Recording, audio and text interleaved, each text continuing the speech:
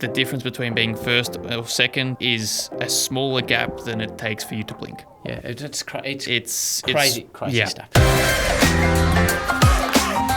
You're a Tigers fan? Yeah. Who's your favourite player? People like Richo, Dusty, Ben Cousins, Nathan Brown. You're a fan of Nathan Brown? I actually think my first footy jersey had Nathan Brown's number on it. Oh my goodness me. The expectation to perform in your sport at every single event. There's a very common saying in racing that you're only as good as your last race. And it really is that. It's incredibly hard. Home's Monaco. Last year, how many flights do you reckon you went on? Roughly 48, just for the races. So you're a platinum frequent flyer style operator? With a few airlines, yeah. Okay, right. It's not like a lot of other sports where you've got all the people on the bench, you've got the twos, the threes. For us, either you're on the grid or you're not. That's absolutely right. And that's it. Drive to Survive. Do you still watch it? I skim through it and watch the parts that I'm in to see if they've made me look like supervillain or actually okay. There's some tense moments, definitely, from a lot of angles. Word association. Leclerc.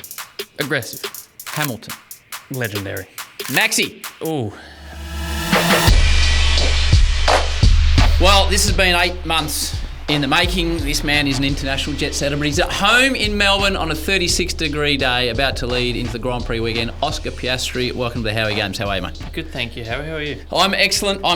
Now, you've just been having lunch next door. Me and the boys are debating whether it was dim sims, whether it was a pie, whether it was a hot dog, whether it was a Big M. What is a Formula One driver of your elite capabilities having for lunch? I wish it was a pie and a Big M. I bet you do. It was It was barramundi with oversized couscous. Oh, oversized couscous. Whatever the big ones are. Yes. And fruit salad. We thought there'd be some kale in there.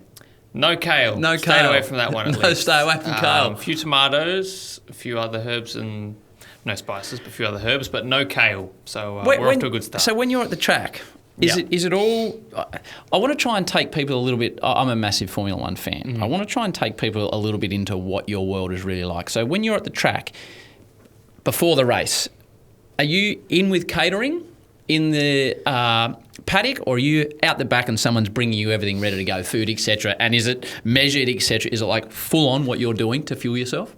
Pretty much. So I'm we have... Every team's a bit different, but most teams will have like their own... every team has their own catering that's in-house, but then most teams will have either a chef for both the drivers, a chef per driver, or kind of something along those lines. So you have your own chef, or you share it with Lando? I have my own. So you got your own chef? We both have our own. I mean, they also do the rest of the team's food too, but then like if I need anything or want anything within reason, they can make it for me. So like I've got a nutritionist that he speaks with the team, kind of gets all the portions out, sets the menu for the weekend, make sure I'm getting all my carbs, protein, fats that I need, and I just eat it. So as a down-to-earth Melbourne man, which is what you are, we joked about dim sims. I'm sure there's been periods as a kid before you got in your go-kart where you've had a dim sim or whatever it may be. Do you ever sit there and go, heavens above, I'm sitting here in a little area in Monaco and I'm a 23-year-old dude from Melbourne and I've got my personal chef bringing me my lunch before I get in my $20 million race car? Sometimes, yeah. Especially when I come back home, it's it brings you back down to earth as well. But we actually had one point last year. We made Thursday, so Thursday's like our media day, and where we do some interviews, do our engineering and stuff like that. But we made Thursday lunch actually chicken parma. Chicken parma? Yes, we kind of made it more healthy. So we made it like grilled chicken with tomato sauce and cheese and ham. So it's almost the real thing. So I feel like we've got to bring that back again at some point this year. But you try and spice it up a little bit because we obviously have 24 races. So 24 weeks eating exactly the same food is going to get pretty boring. So we always try and spice it up a little bit, mix it up, try and add a bit of local flair into it if we can, because we go to so many different countries. So if you go to Italy, have some more Italian food. Here, chicken, here could literally be anything, but try and spice it up a little bit. Congratulations are in order, because as we're recording this, it's sort of Wednesday. Arvo announced this morning that you've extended your deal at McLaren. So that is on the basis of a lot of hard work, a lot of success. Congratulations. Thank you. Mark Webber's been on this show before. I've had the pleasure of working with Mark a lot over the years. Again, to take people behind the scenes, and so if we're not talking contract details here, so don't stress out there in the corner. Sophie's your wonderful PR lady who's been the one organising this over 8 months, and if I say the wrong thing, she walks in and takes the microphone away. How involved are you in this process? So to give... I'll answer that first, and I've got a specific question about it. And mate, congratulations again. It's a great credit to all the work you've done. Thank you. No, it's exciting to have that extension, and I'm excited for the years to come. I mean, not massively involved. I mean, kind of the headline items. I mean, obviously probably the first one is the money and how long the deal's going to be. Those are the main ones, and then the little details, normally leave to management, lawyers, stuff like that. But obviously the big ticket items are how long it's going to be for, and how much you're going to get paid, pretty much. So anything more than that, I kind of leave to Mark and to the lawyers as well. But yeah, every driver will be a bit different, but I don't think there's many of us that get into the nitty-gritty of what our contracts really look like. So the performance, to take people behind the scenes, this year you drive a car ostensibly similar to last year's car and the previous year's car, but next year, for those that don't follow Formula One, new regulations come in, so you get a completely new car, which is where great gains can be made across the various teams. Yep. So does McLaren present to you... Does Zach sit down with you and say, right, Oscar, because you're in a car now which is capable of winning races, and you would hope to be in the new generation car, but do McLaren present to you and say, this is what we are doing over the next X number of years and with a new car to give you confidence that when you sign this contract, we still are going to provide you a race-winning car in the best possible circumstance? More or less, to an extent. I think... We weren't able to work on the 2026 cars until the 1st of January this year. Yep. So I think for me the biggest thing was the kind of key people we've got at McLaren are there for just as long, if not even longer than I am. So it's the people for you? That's definitely a big part of it. Andrea is there, as our team principal, is there for an incredibly long time now. Zach as well. A number of our key technical staff, our technical directors, are all signed up on long-term deals as well. And I think for me, the people make such a big difference because when I joined the team, we were pretty much at the back of the grid the start of 2023. And with Andrea, Zach, all those technical people, they were able to not only bring the team to the forefront by themselves, but be able to help the whole team at McLaren, which is nearly 1,000 people, turn it around in the space of pretty much 6 months, and get us back on the podium at least, and then last year obviously back to winning races.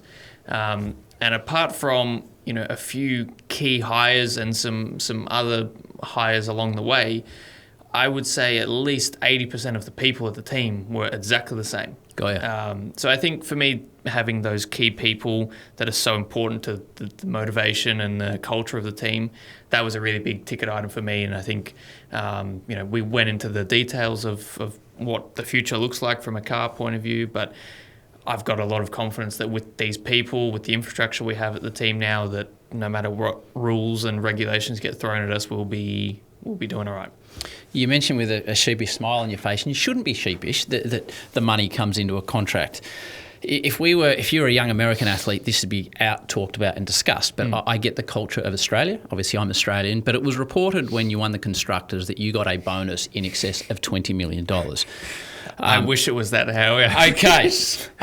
So you're telling me it wasn't $20 million? No, it definitely was not.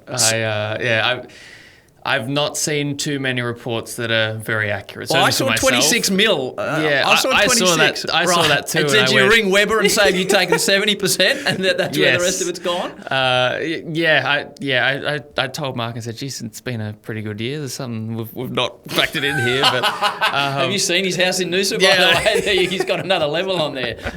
Yeah. So the financial situation, it's a result of years of dedication and hard work. So I always think that athletes should get everything that's coming their way. So as I said, mate, congratulations. Thank you. As a young fella, do you think about the responsibility of earning most people think is a large amount of money, or do you just put it in the bank account and that's okay, and I'll just get on with driving? Do you know what I mean by the question? Yeah, certainly for now it's more just kind of, putting it in the bank and focusing on driving. I think now that I've got a bit more experience, kind of, made a bit of a name for myself in the sport, obviously with this new deal as well, it is something that I need to be responsible with and try and make my money work for me, as they say, because I think it is an incredibly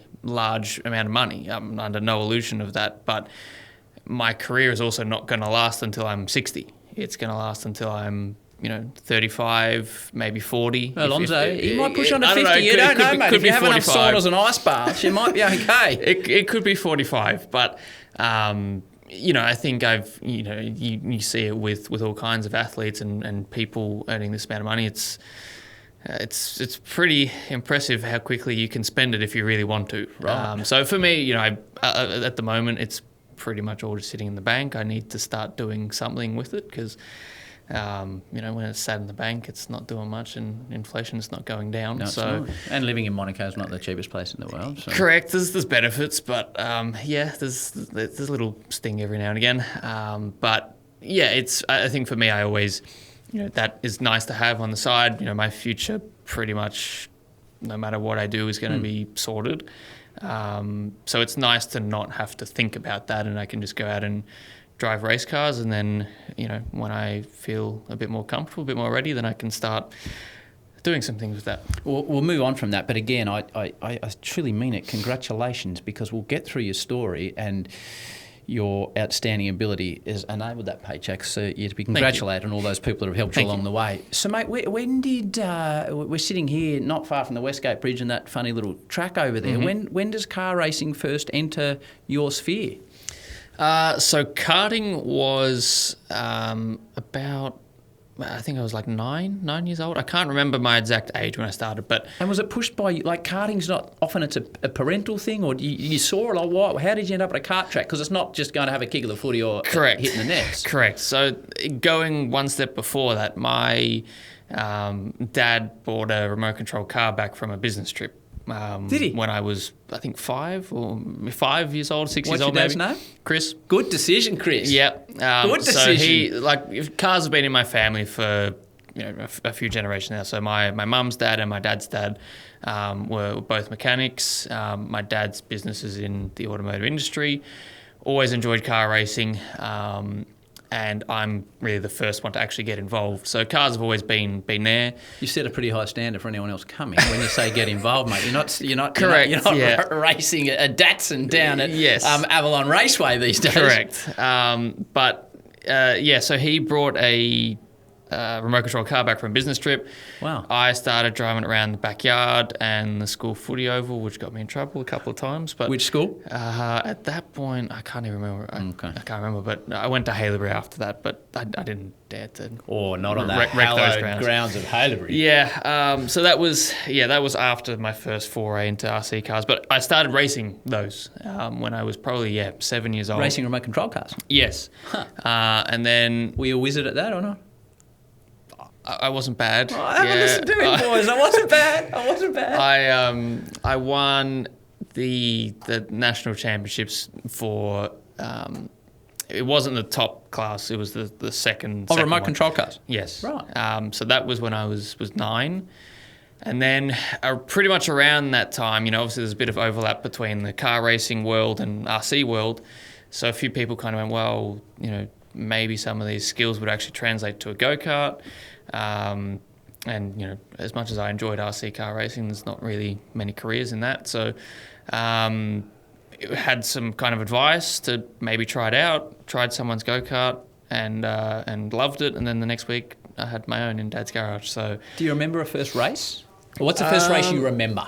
I do remember my first race. I remember what was supposed to be my first race as well. I was going to have my first just club race at Oakley.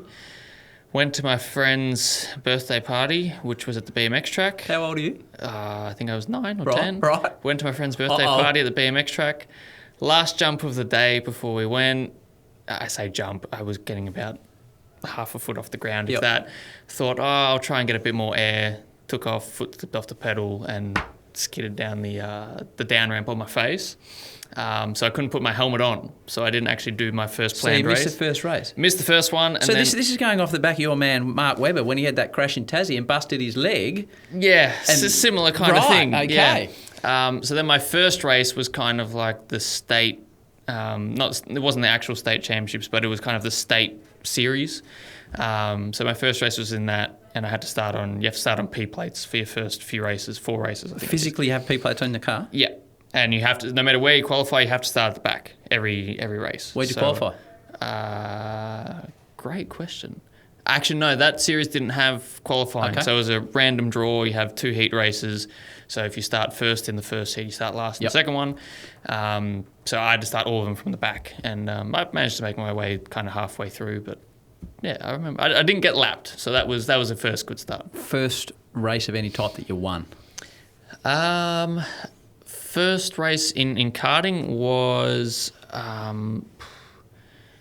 probably, I want to say, a year or 2 after I started. Okay. Won a club race at Oakley. Thought that was like winning the world championship at the time. Quickly realised that no one cared. I remember that win mostly, but I remember my first big win in karting. It was it was called the Stars of Karting series. So it was actually a race up at Ipswich. Ipswich? Yes. That's a paperclip? Yep. Right. On the kart track there. Magnificent part of the world. I pulled off a move on the last lap for the win, and that was my first win apart from a club day. So that's the one that sticks in my mind the most. That was pretty cool. Just hold racing for a thought. You're a Tigers fan? Yep. Yes, I am. Are you dedicated? Like, are you watching? I'm calling the Tigers tomorrow night. Are you? Yes, against the Blues. A very young team. A lot of blokes that you and I need to study up on. Yes. Did you play any football, or were you just captain go-kart? I did play footy. I was okay in under 9s. Okay. And then I was pretty big as a kid at that point, and then everyone else grew and I didn't. Right. And very quickly realised that I was not going to become a footballer, no matter how much I wanted it. So I was playing footy before I started racing, and then once I started racing, it took up the whole season. Do you go and ever watch the Tigers as a kid? Every now and again. Who's your favourite player? Not much. Growing up, it was wow. For the first few years, it was people like Richo. Really. So that was who I remembered, and then obviously Dusty. There was a few years with Ben Cousins as well. I work with a fella called Nathan Brown who came to Richmond. And Nathan Brown, yeah. You're a fan of Nathan Brown? Yes. Are you telling me you rated Nathan Brown? I actually think my first footy jersey had Nathan Brown's number on it. Oh, my goodness me. Well, there's the headline. There's the clickbait out of this. Yeah. He'll be happy with that. You're at the Boxing Day test, and we work on Fox, and you went down, had a chat to Gilly on the sideline, and Gilly's a massive Formula 1 fan, and we were up there talking about, who's going to get to do it, and Gilly, because he's the world's best cricketer of all time, got to go down and speak to you. I was a little bit flat about that. Did you play school cricket at Haileybury? Right. Yeah. So I was a much better cricketer than I was footy player. Bat or bowler? Bowler, I say I was much better. I was okay at cricket. I was piss poor at footy. Right, are we talking like rapid or spin, or what did you bring to the table? When I was really young, I was fast. Okay. And then everyone grew. But also at the same time, like once I started racing, all my attention went to that. Cricket was the one sport I could keep playing though, because it was in the off season for racing. And then even when I moved to the UK, I still played that at school. Did you? At school there. I played one game in the firsts for school. How'd you go? I think I fielded at fine leg and didn't bat. Best clubman! Exactly. Best clubman trophy, Oscar. Exactly. We won the game, so that was good enough for me. But I was like, I was good in the 3s. I could hold my own in the 2s, but then pretty much all the sixth formers, which are the year 12s, they all left for their exams. So I was the year below. Right. got the call up, and yeah, fielded a few balls. I've seen pictures and video of you with the Australian cricket team during the Ashes. I know you're a big cricket fan, but if I love the best sports TV for me every 2 weeks is Martin Brundle on the grid. I think it's from someone that works in television production. I think it's just outstanding what he does, and I get blown away by the people on the grid of everyone you've ever met in the world of Formula One. Is there someone that you've looked at and they've come into the garage or they've been on the grid and you've gone, heavens above, that is such and such, that meant something to you? I mean, Martin is one of those people because Martin Brundle. Because you grew up watching him? Yes, and just the grid walk. So yeah, then being interviewed by him was pretty surreal. Was it? I think the biggest one though was probably Jackie Stewart. Jackie Stewart. When I met him for the first time, that was pretty special. Do you have his tartan strides on? He sure did. Right. Was that just in passing or? No, actually got to meet him. He knew who I was as well, which was pretty cool. That is cool. Triple world champion for those that don't follow the sport. So that was really, really special to be able to meet a legend of the sport like that. Another very honourable mention is Alan Prost. The professor. Yeah, that was... Little dude. Yeah, in my time at Renault, I got to spend a bit of time with him when he was there too. And that was really cool to be able to speak to someone like him. But I would say him and Jackie were probably the two biggest, starstruck moments for sure. Great answers. You talked about the fact you went and lived in England. How old were you when you left to go and pursue your dream? 14. Okay, so what is the hardest day in going to the other side of the world as a 14-year-old with this faraway dream of becoming a Formula One driver? When does it get to the point when you've had a dodgy meal or you miss your parents or you're in boarding school, I presume? Yeah. When is it? It's just like, I don't know about this. I mean, for me, it was after. There wasn't too many moments like that. I feel like I never really got homesick that much. I always enjoyed coming back home, but I never kind of felt particularly sad about being away from home because I knew what I was doing was trying to achieve my dream. Which was to become a Formula One driver? Exactly. Okay. And at that point, it was to become just a professional racing driver. But, since I was over there, not since I was over there, but we'd made, such a big investment in my life to move over there and try and chase that dream, that, it felt like that was what I wanted to do and what I should aim for. I think I never really got homesick that much, but I think the hardest part was when the racing was not going that well, really. There was 1 year in particular that was pretty tough. My first year in Formula Renault, was kind of balancing public exams at school that year. The team I was with were pretty new to the championship. So what are you, 16 or 17? At that point would have been, 16. Okay, yep. So it was kind of at that point where you go, this year's not going that well, and it's pretty high pressure. You have one season and that's not good enough, and that could be it. So it's after some of the tough races there, you kind of go, I am a long way from home. There's been a lot of money put into this. There's been a lot of sacrifices put into this. Do you appreciate that? Like, obviously with your father's business, he's helping out. Do you appreciate as a 16 or 17? You can never appreciate, Oscar, until you have kids, what your parents do for you. But you're such a grounded young bloke. Do you feel the pressure of the fact that your parents are sacrificing whatever they're sacrificing? Yes and no. I think for me, especially the financial side was never really something that was spoken about that much, or certainly wasn't made a big deal to me. I think I'm very fortunate to come from a family that is, pretty well off. Mm-hmm. So it was not a big problem until I started getting to F2, really. Right. Where that was kind of the first time. What's an F2 season cost when you were doing it like 4 or 5 years ago? Ish. All up, in Aussie dollars, probably over 3 million. Okay, so that gives people a great indication of the pool you're swimming in to compete. Well done. So, the difference between doing 1 year in F2 and 2 is pretty substantial. So that side of things I never really had to worry about very much. It was more just, my dad moved over to the UK for 6 months to come and live with me when I first went there. So, obviously I knew he didn't really want to do that and wanted to be at home with the rest of my family. And just, going to all these races, working, especially for my dad, working on a laptop in between my races in hotel rooms, following me around.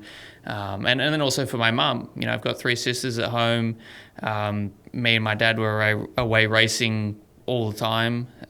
So for her to try and look after my 3 sisters growing up. Yes. And also, I guess, make sure that they don't feel left out, because I was able to go and chase my dream doing something I loved, and I think I can't imagine it would be easy to give that opportunity in so many ways. So it was mainly after those tough races where you start to think about more of that kind of thing. But fortunately for me, I never had too many moments like that. But in the moments I did, you talk to the people around you, whether it's your parents, the people around you. I had some very good people around me that were, in some ways acting like my parents away from home. So getting to talk to them as well. I think we're lucky a lot of kids listen to this show, Oscar. For all the kids out there, think about what your mum and dad did for you today in relation to what Oscar's talking about, because your parents do a lot for you. And if my 2 kids are listening to this as well at the moment, Oscar, I just hope they're tuning in. They're tuning in as well. To try and give people an understanding of the cutthroat nature of your sport. So you go into F3. So for those that follow the old school footy, it's like almost under 19s, and you win that. But you go, I was looking at the details of it last night, mate. You go head-to-head with Logan Sargent. Yep. And you win the title at the last race, beating Logan Sargent, who until halfway through last year is driving in Formula One. Mm-hmm. And your caper is so cutthroat, it hasn't worked his way. You've just signed a new contract. He's out of the sport. It's... Just try and give people an understanding that don't follow the sport about the expectation to perform in your sport at every single event. Yeah, it's tough. It's very tough. I think there's a very common saying in racing that you're only as good as your last race, and it really is that. And it really is that. And it's often frustrating. Not often frustrating, but it can sometimes be frustrating. I bet. That people don't always understand the full picture of what's going on. And I think that's why when you're within the team, the team see everything. They see whether it's been good, bad, why one corner's been good, one's been bad. Obviously on TV, if you're not performing, you just see the results difference. You don't see what's going on in the background, why that might be the case. So it can sometimes be frustrating when people don't always get that full picture. But it's incredibly hard. There's a lot of things that go into being an F1 driver. One of them is obviously having the talent, but having the timing of getting into Formula One, and also getting into a top team in Formula One. And then there is an element of luck involved. Of course there is. Because if there's no seats to open up, then you can often be left without one. And that was a tough thing to try and experience and understand growing up. So you win the F3, as I referred to as the under-19s, then straight away the next year win the F2, which is, let's say, the reserves. If you don't win it, it's another $3.5 million you've got to come up with. And then you have to sit out a year. Yep. And then, there's all the stuff with Alpine, and they've put these headlines out, they've signed you, and then Webber said, no, hang on, that hasn't been signed. So how is all that going on? Because you're a talked about commodity. Yes. At that stage of your career, and you hadn't even been in a Formula One car at that point. Correct. You're 20. Yeah. You're 20 years of age. Yeah, that was definitely a challenging time. I think that was probably one of the moments where, not everyone understood the full story because, well, one, we couldn't really tell the full story, but you hear a rumor here, a rumor there, and all of a sudden it's an actual story. And that was a tough thing to go through. Winning those 2 championships.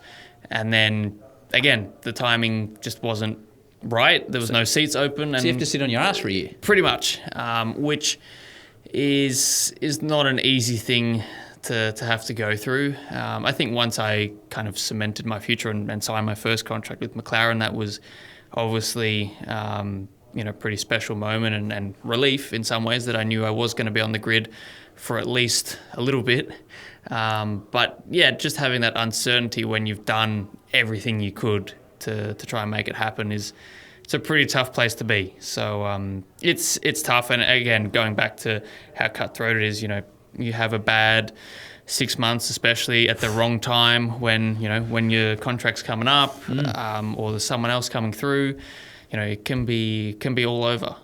So it's pretty tough. Again, because there's only 20 people, 20 seats.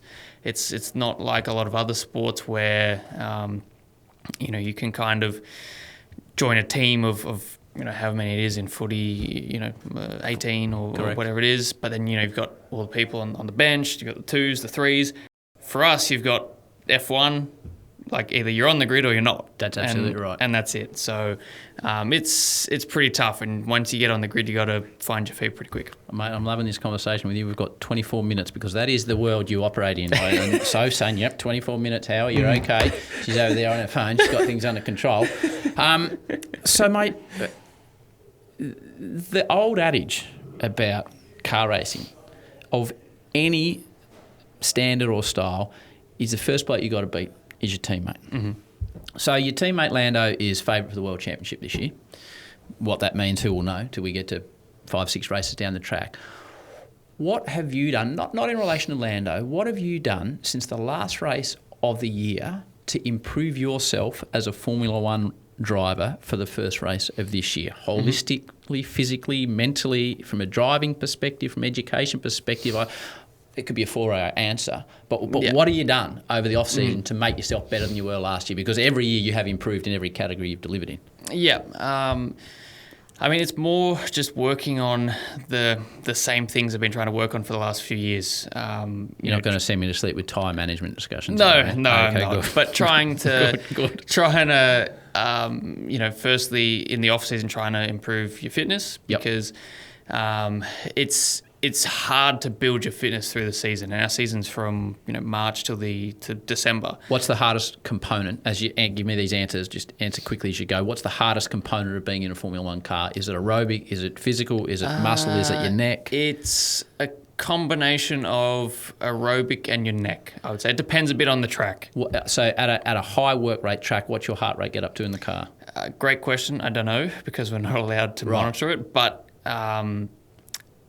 in a race, in a really tough race, somewhere like Singapore, for example, where it's very hot, humid, I would imagine it's probably over 150-ish for 2 hours. And when you get out of the car in Singapore, how much weight have you lost? Probably close to 3 kilos. Okay, so that establishes a baseline for people. Yep. So you've got to improve your physical. Yes. What else are you working on? It depends a bit what's been on in the season, but I think for me, just trying to get the last little bit out of every area I can, trying to work on my driving technique in certain corners, whether that's braking. What does that mean, driving technique? Because to explain to people, your teammates' data and your data, you get to look at each other. So are you looking at a graph and thinking, why is his graph different there? Or how does that work, mate? Yeah, so I'll try and explain without visuals, but essentially I can see what Lando is doing. So I can see what percentage of throttle he's using, what percentage of brakes, when he's changing gears. I can see the kind of speed graph of what speed his car is doing. And after a few months of getting into car racing, you kind of understand how to, what the numbers and the graphs look like in terms of how they feel. Got you. So everyone drives a bit differently. The way you hit the brakes, the way you come off the brakes, the way you get on the throttle, the way you, when you time your gear shifts, especially in under braking, all of those things make a difference. And it's about just trying to find the last hundredth of a second here, hundredth of a second there. And I mean, in some ways, trying to just build up your toolbox of different driving styles, different techniques. So that's kind of the biggest thing, because I think last year on my best days, it was good enough to win. 2 race wins. Yes. So I think on my best days, what I was doing was good enough, but still just trying to refine that, and more than anything, trying to make sure that every weekend is like one of those good weekends. Consistency. Yes. I don't think people understand the margins in your sport. And I've got a guy that I used to work with pulling camera cables around Formula 1 tracks in the late 90s when I worked for Bernie. His name is Dean Locke. And he was pulling camera cables beside me, and now he's in charge of the whole Formula 1 production. And I always say to him, mate, I want a graphic.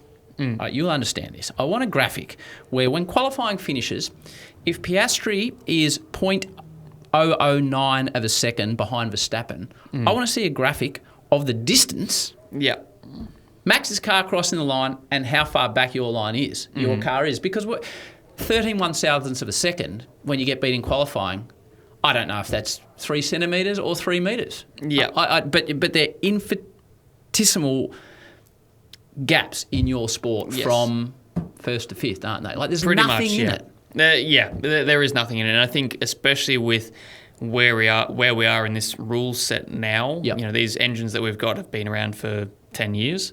So, all the engine manufacturers are basically the same. We're entering the 4th and final year of this regulation set. So, all the teams effectively look at the good ideas from each other, and they just get closer and closer together.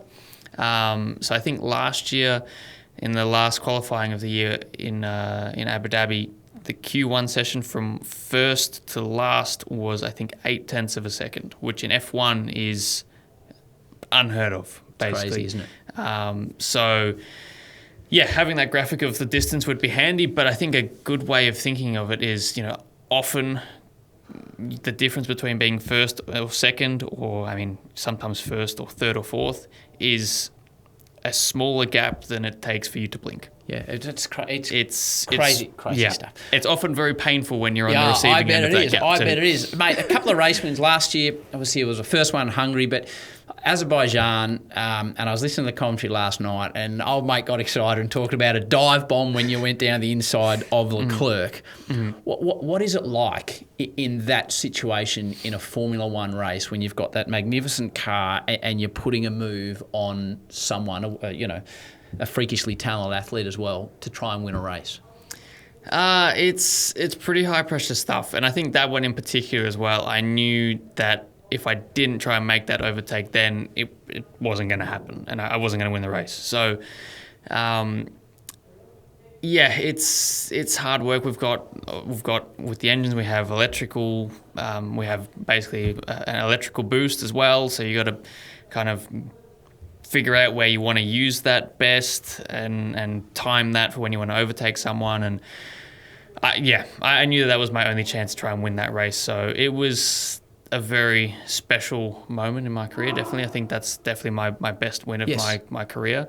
But trying to pull off something like that's pretty hard, because obviously the guys you're racing against, especially at the front of F1, they're not bad.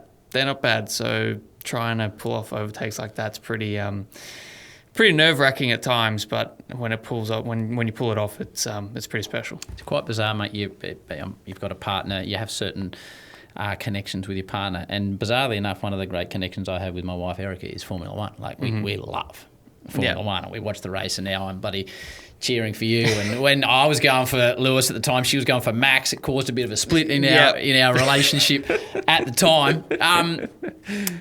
Drive to Survive. Yes. I'm 4 episodes into the new series. Do you watch it? You would have watched it prior getting into the sport. Do you still watch it?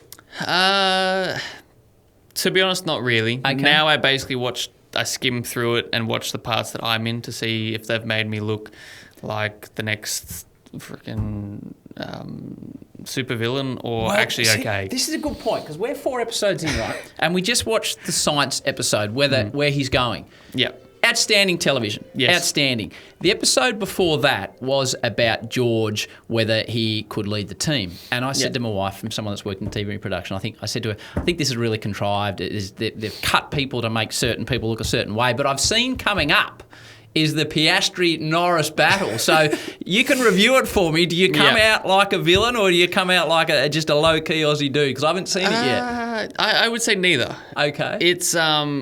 It's pretty balanced. Okay. I would say it's there's some tense moments, definitely, from a lot of angles. But it's a pretty fair reflection, I would say. I think obviously, some of the storylines are going to be distorted a little bit. But I mean, that's what makes it entertaining. But I think, especially the McLaren episode, it's a pretty fair reflection of,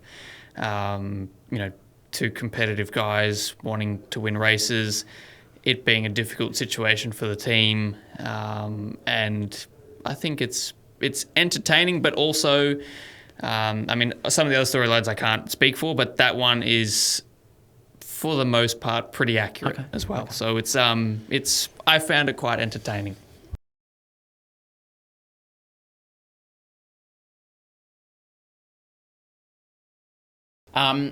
Word association. I'm just going to run through part of the grid off the top of my head. Mm-hmm. First word that pops into your head. If you get something wrong, Soph, this is the bit we can cut it out. All right? Okay. So we'll start with Ferrari. I just want one word. Ferrari. Leclerc.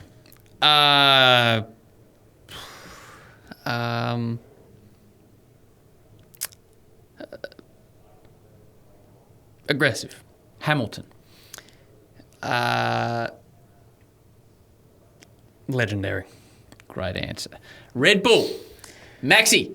Max. Ooh. Aggressive as well. Even more aggressive. Yes. Okay, our man Liam Lawson. Aggressive is definitely a word I could use for him too, but I'll use something else. Determined. The green team, Fernando Alonso. Wiley. Lance Stroll. I don't have much for Stroll, to be honest. That's an answer in itself, Oscar. That's an answer in itself. McLaren. Norris. Entertaining. Piastri. Calm. Williams. My wife's favourite, for so many obvious reasons, Carlos Sainz. He's a good-looking man, isn't he? Like, I find myself looking in his eyes when I see him on telly and think he's a good-looking man. But yeah, Carlos Sainz, what's your answer?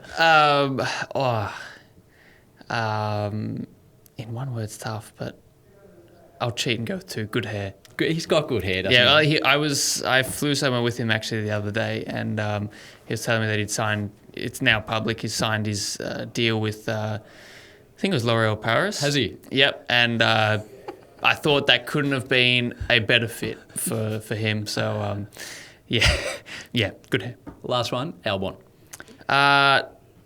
Nice. He's just a nice guy. Actually, one more for you. One of my favourites for a whole lot of reasons. I don't even know the name now, whether it's Toro Rosso, Red Bull Junior team, the second Visa Red Bull card, team. The second Red Bull team. Your man, Yuki Tsunoda, who in earlier Episodes just made fart jokes and talked about the fact he hated training, which appealed to me. Give me a word for your man, Yuki. Hilarious. Hilarious. Yeah, he that's a good answer. He is very funny. The life. You mentioned being on a plane with Carlos. How hectic is your life? You're generally flying private jets within Europe. Like, how structured is your day-to-day existence? I would say in between the races, it's pretty structured. I mean, at the races is incredibly structured. I mean, as you know, with our schedule today, it's pretty much minute by minute. I know what I'm doing and where I need to be. Yep. Outside of the races, it normally looks like either 1 or 2 training sessions a day and some time to chill out, basically. So, I mean, the training is kind of the non-negotiable part of that. The rest, I do have some free time, but to have kind of more than 2 or 3 days at home. So, home's Monaco? Yeah. Last year, off the top of your head, how many nights do you reckon you spent at home? I want to say maybe 100. How many flights do you reckon you went on? Well, I mean, at least roughly 48 just for the races. So you're a platinum frequent flyer style operator? With a few airlines, yeah. Okay, right. Well, he's rubbing it in too. That's good. That's good. But that's just for the races. So you add in the trips to McLaren, a trip home at the end of the year, it's got to be close to, I reckon 60 or 70. If not more. I just got downgraded on Qantas after 7 years of platinum back to gold. Yep. Didn't do enough Indian IPL trips last year. Mm-hmm. But you can share with friends points. Yes, so if you could flick a few and just get me back up to the status, it would be good, Oscar. I think that's actually the only airline I'm not platinum on anymore. But I was the same. I was platinum back in the day. It's humbling. Yes, it is. It is a humbling experience. It's humbling. And living in Monaco, like we read... Alex Demonor came on here and talked about living in Monaco. I don't know if you see him around the streets, and he was talking about he just lives in a little one-bedroom apartment. What is life actually like in Monaco? It's different to a lot of places, but especially compared to Australia. Like, there's no houses, so it's all apartments. I've got a 2-bed apartment, which is it's pretty good going for Monaco normally. Yep. You got a boat? No. No boat in the harbour? No. Now that I've signed this new deal, I can think about that. Well, one of those big sort of Kimi Raikkonen style operations? Or maybe. Are we maybe a little tinny type? Yeah, so that's part about being financially responsible. We'll come back to that one. No, I don't have a boat, but it's a pretty cool place to be. The only thing is just the space. Obviously it's my choice and decision to live there, and I am saving a lot of money by staying there. Just putting that out there. But the one thing you kind of don't get is the space, especially coming from Australia. There's no backyards, there's no kind of big houses or anything. So that part is a bit different. But for myself, I've lived at boarding school. I've lived in apartments since I left school. So for me, it's not really that different. You see a lot of athletes around.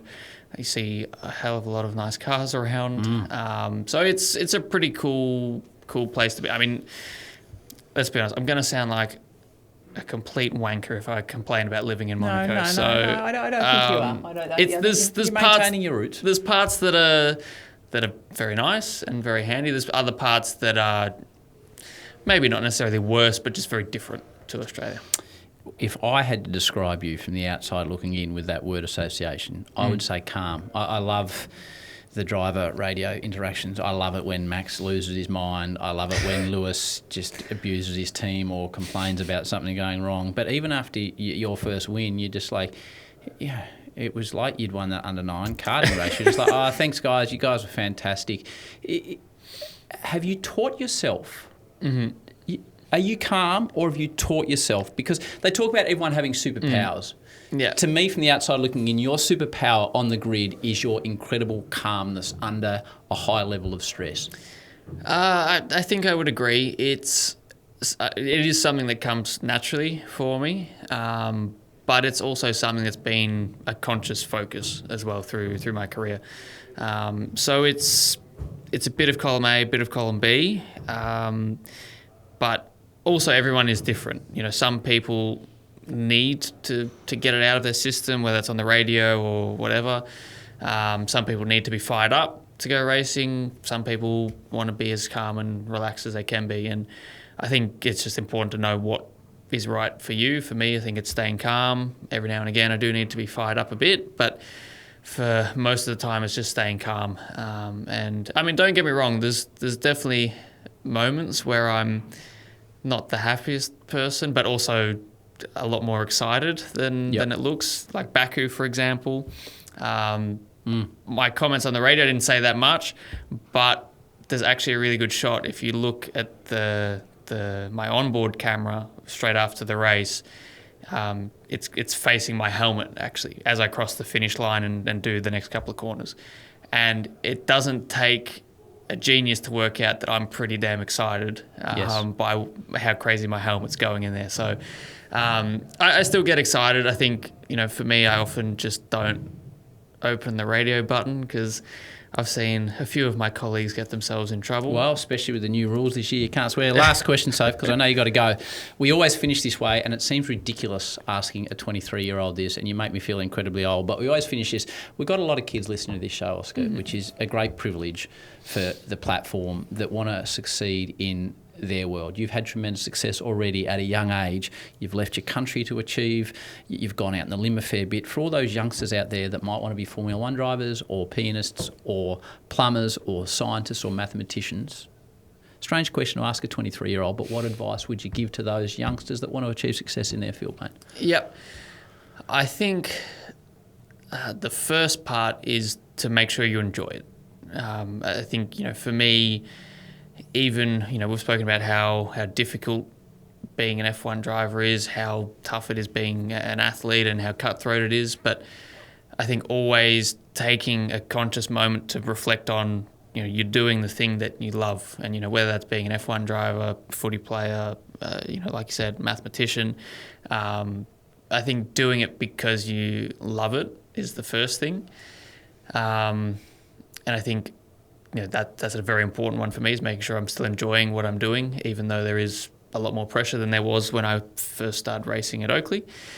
And the second part is to just always be trying to learn and improving. I think it's often easy, especially I think if you have success early on, to kind of just think, oh, I'm at a good level now, this will be good enough, and I'll be good. But I think for me, I learned along the journey that, what is good 12 months ago isn't going to be good enough in 12 months' time. And I think, if you look at especially the cars in Formula One, it's the epitome of that. If we went out and raced last year's car this year, we'd probably be last. It's crazy, isn't it? So I think for me, it's about firstly having fun and enjoying what you're doing and making sure you're always continuing to learn and improve. And I think for me, that is the part of it that I enjoy as well. So if the two line up, then that's even better. Stunning podcast. I must say to you, as a dyed-in-the-wool Lewis Hamilton fan a year and a half ago, I switched allegiances and started cheering for you, which, mate, because you're Australian, you're representing this country magnificently on the world stage. Congratulations on the new contract. We didn't even talk about Albert Park. Hopefully the season goes your way. Thanks for being a wonderful guest, mate, and keep punching, and I hope your Tigers have a few wins as well, Oscar. Thank you very much. Cheers, Howard. Well done, mate. Beautiful. Thank you. Thank you.